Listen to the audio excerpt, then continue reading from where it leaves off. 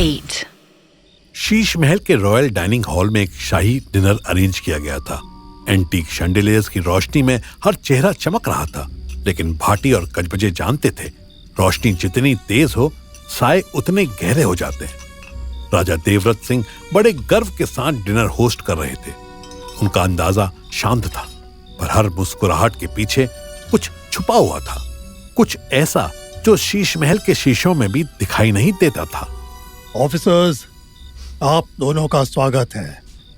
मुझे खुशी है कि आप जैसे प्रोफेशनल्स यहाँ हैं, शीश महल के नाम को बदनाम होने से बचाने के लिए।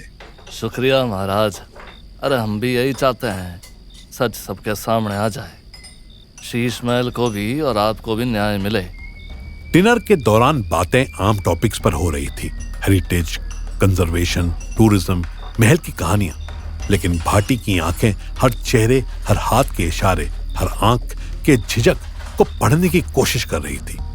कजबजे भी खामोशी से दीवार पर लटकी पेंटिंग्स और शीशों को ऑब्जर्व कर रहा था। उसकी ट्रेंड आंख एक छोटी सी असामान्य चीज भी मिस नहीं करती थी। नोटिस किया, उस एंगल से वो पेंटिंग के नीचे एक शैडो जैसा कुछ दिख रहा था, जैसे कुछ ना हिडन मैकेनिज्म हो।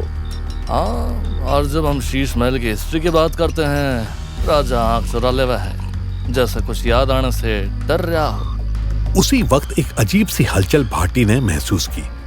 कहीं दूर मेज की तरफ से एक हल्की सी आवाज, जैसे किसी सीक्रेट डोर का जरा सा हिलना, जैसे कोई किसी को सुन रहा हो या कुछ कहीं से देखा जा रहा हो। मेज के अंदर से कुछ आया था।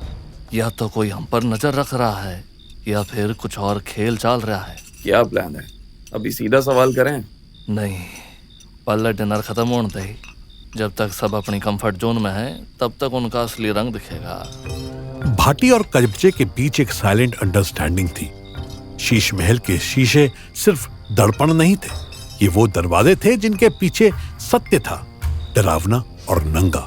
और आज रात एक एक करके सारे दरवाजे खुलने वाले थे। महाराज, एक बात पूछनी थी। क्या तुम जानते हो कि मैं इसके अंदर एक हिडन चेम्बर्स है, एक ऐसा कमरा जहां एक पुरानी मैन्युस्क्रिप्ट मिली थी। Hidden chamber? मैन्युस्क्रिप्ट? मुझे कुछ नहीं पता। ऑफिसर्स, आपको जरूर कोई गलतफहमी हुई है।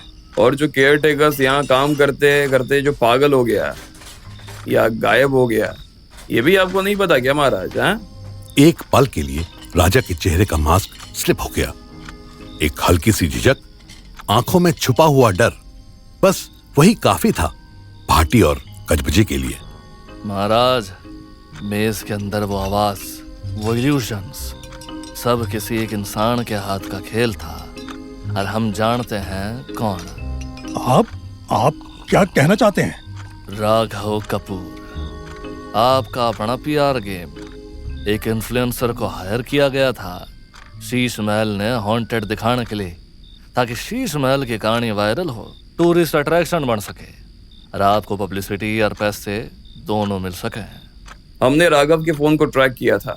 हिडन स्पीकर्स मेज के अंदर लगाए गए थे, और आपके कुछ ट्रस्टेड सर्वेंट्स रात के वक्त ना उनको एक्टिव करते थे। सबूत टेबल पर था, phone records, bank transfers, hidden speaker systems के ब्लूप्रिंट्स, और वो पुरानी मैन्युस्क्रिप्ट जिसमें ये क्लियरली लिखा था कि कैसे शीश महल के पूर्वज मेज का इस्तेमाल करते थे, लोगों को डराने और कंट्रोल करने के लिए। ये सब मैं सिर्फ महल को बचाने की कोशिश कर रहा था। अगर लोग यहाँ आते तो हेरिटेज को फायदा होता, टूरिज्म से पैसे मिलते। सच ने मैनिपुलेट करके बनाई गई कहानी कभी सच न बन सकती महाराज।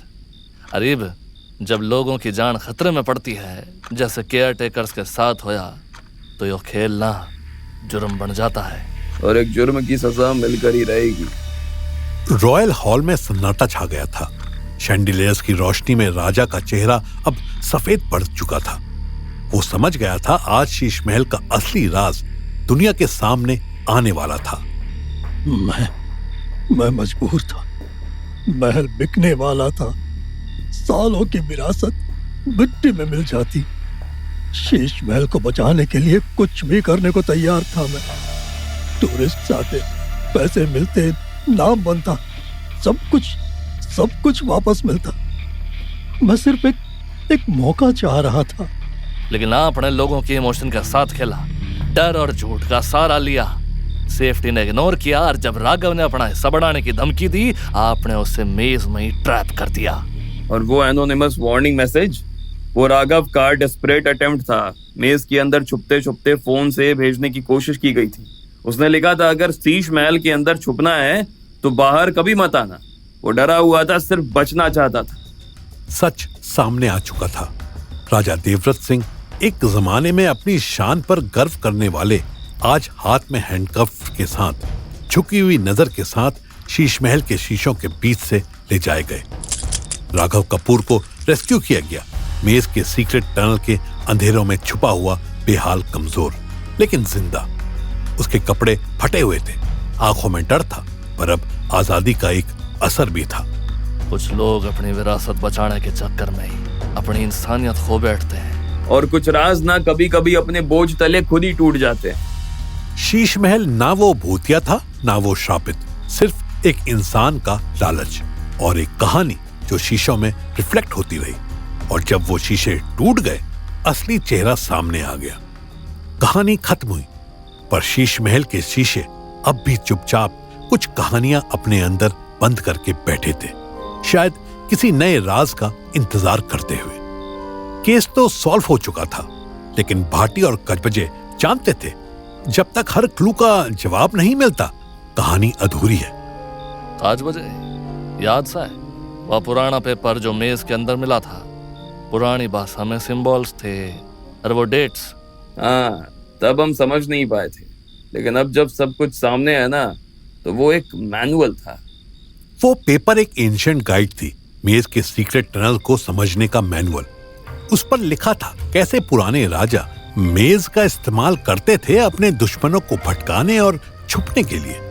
राजा देवव्रत ने सिर्फ मेज का यूज पब्लिसिटी के लिए ना किया, उसने पुराने मैनुअल के फॉर्मूलाज को भी यूज किया था, इल्यूजन, रिफ्लेक्शंस और सीक्रेट डोर को एक्टिव करने के लिए। और राघव, उसके पोस्ट में हैशटैग शीश महल मिस्ट्री सिर्फ एक मार्केटिंग ट्रिक नहीं थी, वो हमारे लिए एक सिग्नल था। शायद वो गिल्ट में था, या फिर किसी को इनडायरेक्टली हिंट देना चाहता था कि कुछ गलत हो रहा है। एक पुरानी स्टोरी में राघव ने एक ब्लर्ड फोटो डाला था मेज के अंदर एक दरवाजे का। उसके कैप्शन में लिखा था, sometimes the truth hides behind broken mirrors. यही क्लू था, ब्रोकन मिरर्स।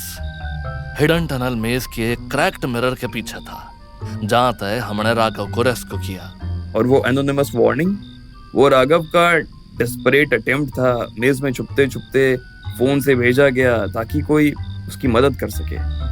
हर क्लू, हर सिंबल, हर आवाज आखिर में एक ही कहानी सुना रहे थे। एक महल, एक राज और कुछ इंसान जो अपनी ख्वाहिशों में इतना खो गए कि असल और झूठ का फर्क भूल गए।